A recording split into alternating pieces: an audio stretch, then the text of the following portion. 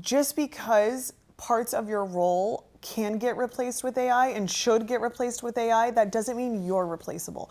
It means that you just created more leverage for me as the business owner, because you're now going to be focused on $50 an hour tasks instead of $20 an hour tasks. And I think sometimes it's important to remind ourselves as the owner that our team needs to be reminded of that too. Like, they see us being, talking with your spouse, getting all excited. We want to build all these AI infrastructures. And then we come back to them Monday morning and we're like, okay, so we're doing this, this, and this. And it triggers their scarcity. It triggers their feeling of, oh my gosh, this isn't good. This is going to replace me. And it's like, no, you're just going to actually become more valuable for me as the owner. Welcome back. I have the best surprise today. So we are just recording podcasts today in HQ, and my snack daddy came by because I've had a day full of coaching, and he brought me lunch and he brought me a change of clothes for tennis and thought we were going to go play tennis. And I was like, that's so cute. But the podcast team is here. And so guess what? This is a perfect opportunity for you to pop on the podcast again. Let's talk about something new. Last time we talked about our marriage. Let's talk about AI. He has really stepped into his AI era. I am trying to persuade you and convince you to abandon everything and only do AI for the wealthy practitioner. Yeah, it's not taking much convincing at this point. Yeah. Yeah, right. You're fighting me on it. You're like, no, we still need other things in place. But I really did want to have you on so that we could talk about AI. I mean, we were just in Miami like a week ago with Callan talking all AI, how we're applying it to our practices, the ideas that we have for our clients. We're even toying around with the idea of like releasing a new little program for practitioners to do more AI in their offices, because even though we've been talking about it inside of the Wealthy Practitioner for the last 3 years, so many new clients that come in aren't using AI at all. So many other practitioners, any business model with the brick and mortar is not really using AI to the extent that they could be. I feel like there are so many places that just use AI for content, just use AI for marketing, write an email, write a piece of social media content. It's like, that's barely scratching the surface. That's not doing anything. And so it's like, let's have this conversation about how much time you could be saving with AI, how your processes could be dialed in with AI. And so maybe chat a little bit just about how you've been using it inside of our practices. Yeah. First of all, what an exciting time to be alive, right? We get to experience this. It's kind of like a gold rush, you know what I mean? Like, just a gold rush of knowledge and technology all happening at the same time. We're all busy, right? As a doctor owning, 5 clinics, having multiple staff members, how do you juggle all that? And then at the same time, try to build out all these systems and processes using AI. Most people just get overwhelmed. I mean, I was getting overwhelmed until, you basically sat me down. You were like, listen, if this is what you're passionate about and this is what you love, you should be doing it. And what does that actually look like? It doesn't look like burn everything down. It looks like, let's get a capable COO in place so you can really dive in and really spend a lot of your time doing what you love and kind of building out the back end. That's true. I mean, that's a recent shift that you had, because you were still taking care of patients 1 day a week on Tuesdays. And we just made that shift a month ago, where we pulled you out completely so that you could fully own the CEO role for all the clinics. Yeah, and it's made the biggest difference. The COO, I mean, it's, you see patients 1 day a week on a Tuesday, but that Tuesday melds into a Wednesday of taking care of all the issues that happened on Tuesday. And then X, Y, and Z persons hitting you up for this and that. So, and all the patient notes that you have to do. The patient notes, yeah. You understand. I mean, most of your listeners probably understand too. So, if you're in that situation currently, there is other options, obviously, in order to try to cleave back even 1 or 2 CEO days. You don't need to take that away from your family. You don't need to take that, away from your staff. There is other options available. But yeah, AI, for me, it's crazy. It's moving at such a fast pace. Every day I feel like something new pops up on my feed, and then I look into that and I get obsessed with that, and you're kind of just like a kid in a candy shop. You listen to 3 podcasts a day about AI. Well, yeah, I am. I'm truly addicted to it currently. But what I've really tried to do recently is be like, okay, let's stick in one lane, one avenue, you know, and like, let's really write down and really hone in on what do we actually do at our clinic? And then after looking at that, being like, okay, now what can we automate? And a lot of people get triggered by this, right? They're like, oh, you're just gonna automate people's jobs away and like all this. It has nothing to do with that. My team that's in place is awesome.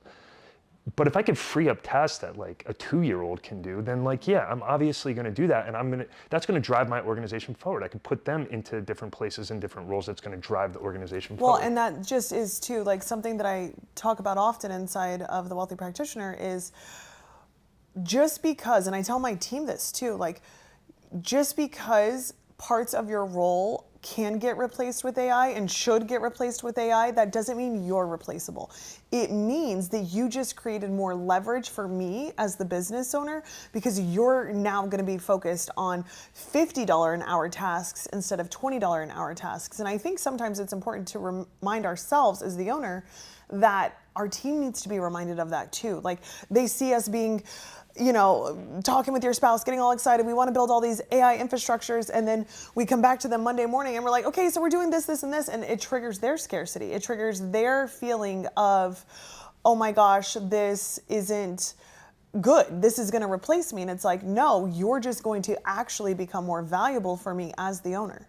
Yeah, I mean, that's the ultimate point, right? Like, and like even taking that same concept and putting it onto you as the owner it's super important. Like, for instance, like for me, a lot of my time was having over 30 employees is like everybody doing the right things. Is everybody following the SOPs the way I want them to follow them? And I would go run and like look at the text that went through for the day and be like, they're not answering this correctly. Then follow up with that person the next day. Or like, why is the insurance getting inputted wrong? Like, who did that? And then go chase that down and then go retrain that person, you know?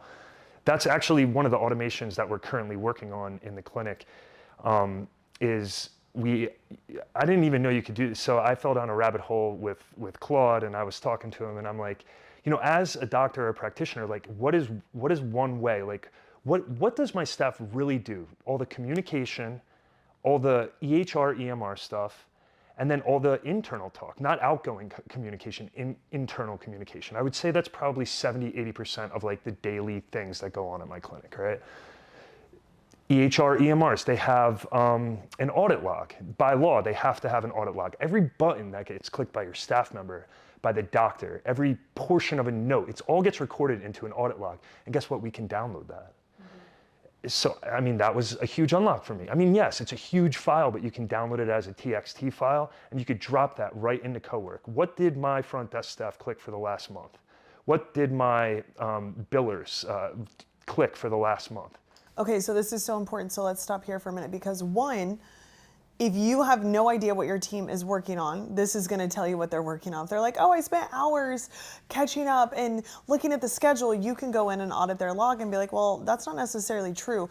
But is that true? This is where a lot of people quit because they go, they look at it and they go, oh crap, like this seems awesome. It looks awesome, but I'm so overwhelmed currently that like, how do I even button that up? Like I have a manual that I made 3 years ago that like is. You're saying the owner's overwhelmed. The owners, yeah. They're off script. So like they can go in, sit down, take a CEO day, take 2 CEO days and be like, okay, this is my manual. Is this really how I want it to work? And if it isn't, change what you need to change, drop that into Cowork and be like, okay, this is how I want everything to work. You can put it in a project file. You can, make it into a skill and then download it, get those audit logs download. And then outgoing comms. We're lucky we have a phone system that now gives us transcripts of every single phone call. So we can download those. But if you're using a text system, like 90% of offices are texting nowadays, you can download those. If you're using Google Voice, you can download all that and kind of pop that in. If you're using a software-based system, same thing, you can download that in. And then emails are obviously easy. You could just forward all emails that are incoming to any of your work addresses to a work-made email. I mean, I'm using Claude bot for that, but Yeah, let's not go off on that tangent. Okay, yeah. But you could still scan your emails and get downloadable files. Yeah. I think, though, the point that I wanted to make was that business owners want to keep a pulse on their employees without micromanaging. AI has made that doable. That's really important to know, because I think when people hear AI, a lot of things get lost in translation. They don't know where to implement. And it's like, what you pointed out that I want to make sure people don't miss is that you were like, where am I overwhelmed as the business owner, and what problem do I need to be solved? And you were like, I have all these employees. I can't be everywhere at once. I'm not even actually in the clinics, but I need to keep a pulse on everything. Okay, you asked AI, how do I solve this problem, right? You were like, what should I do? And it's like, oh, you should go into audit logs and see if the people who are operating your front desk are doing the system and the process that you installed, are they actually executing on it? And so that's how you even went down the rabbit hole of finding the audit logs, getting those uploaded, and then really went down this path of being like, okay, are we communicating the way that I would expect us to? Are we executing on emails, times that it's taking us to execute? You know, when I know for us, often team are like, I'm so overwhelmed, there's not enough time to do things. It's really easy to see where they're spending all of their time also. Yeah, and then, you know, once you have that data, you can hook it right into your Notion dashboard. So now I don't need to think. I can go in and I can say, okay, click the, you know, EHR, EMR tab in my Notion dashboard and go to the weekly brief of exactly what everybody's doing. It'll condense that information into however you want it condensed. The communications, that's correlating between my SOPs, how I want it to work, and what the system and what the AI is actually seeing. So it's saying like, it's almost, what I wanted to do is give a report card, but I haven't made it that far yet. But you know, also like grading your team is what you're basically saying. Like, are they doing a good job based on the SOP, based on the expectation? Would you give them an A+, or are you giving them a C-? Yeah, and then also like, how important is that at a yearly review or like a, you know, renegotiation type talk? Like that stuff's pretty important, you know. And it's not something to be like, okay, this staff member sucks, like we need to kick them out. It's like maybe that person wasn't trained properly or wasn't told. You know, some of these people, they've been with you for a long time, and then, more importantly, internal communications, right? Like, what the heck is going on between all my billers? What are they communicating about? What aren't they telling me? So simple forwarding every single email, outgoing and ingoing, from my main biller who catches issues to the people who are actually making the phone calls and taking care of those issues. So capturing those internal emails, I mean, that's taken just a boatload off my shoulders. So rather than sitting around and acting 50% of the time, thinking about it 30% of the time, I'm clicking on a dashboard and spending 20% of my time. If I need to reach out to somebody, I'll reach out to them at that point. But running around in all these different directions is no good for anybody.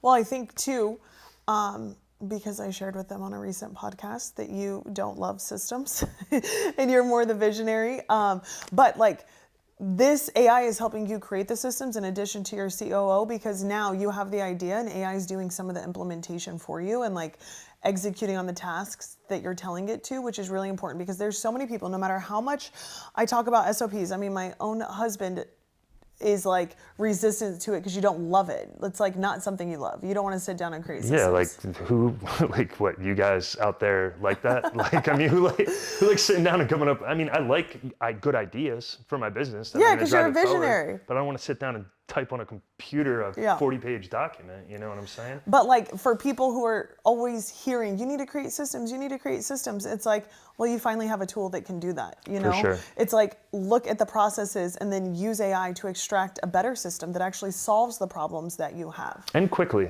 and within a day for a lot of these different things. But yeah, I mean, that was the big one for me. And once we figured all that out, I mean, that did take a lot off of my shoulders, and then ultimately, you know, free up a lot of brain space to, you know. And realistically, though, this hasn't been something that you figured out in 24 hours. Like, you've been working on this. I think sometimes people are like, oh, AI is so quick. And it is, once you nail down exactly what you want to happen. But there's a lot of dialogue of you going back and forth with Claude of like, this is right, this isn't right. Actually, you pulled the wrong patient. Because sometimes Claude will not tell you the right data. Like, sometimes it will make something up, so it's really important. I know recently inside of TWP we pulled a report from like surveys, and it gave us names that didn't exist, and we were like, what are you doing? Where are you getting this information from? So I think that's really important too, to check the accuracy of numbers and whatever you're looking for. But it took you time tweaking it. I think people think this is like an hour project, and it's not.